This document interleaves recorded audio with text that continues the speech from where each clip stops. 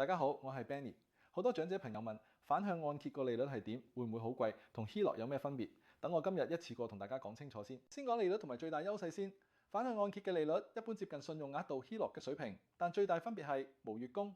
對退休現金流嚟講，呢點係 game changer。反向按揭同 HELOC 點分呢？簡單嚟分就係反向按揭為長者設計，收入寬鬆，無需月供，現金流更輕鬆。HELOC 要月供，亦都通常需要穩定收入先批得靚。我哋唔係話邊個一定好，最緊要係配合你生活方式。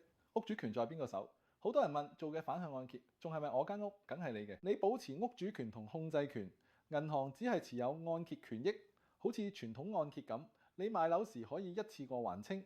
會唔會欠過樓價？主流加拿大反向按揭產品會提供不負資產、不追溯保證 （No Negative Equity Guarantee）。即使樓價跌，你唔會欠過物業市值，前提係有按合約保養物業，準時繳交地稅與保險。成本貴唔貴？有啲估價費、法律費等前期成本，好似做傳統按揭，但同搬屋縮則嘅成本折騰比，好多時反向按揭更簡單、更實惠，亦可以留咗你中意喺屋企，離世後點處理？家人有幾個選擇：轉翻傳統按揭保留物業。賣樓睇返剩餘淨值，清晰可選擇，唔會俾銀行拎走。政府福利會唔會受影響？反向按揭收到嘅錢係貸款撥款，唔係入息，一般唔影響 CPPOAS。不過每個計劃有細則，建議同會計師或者規劃師再確認清楚是否合適自己啦。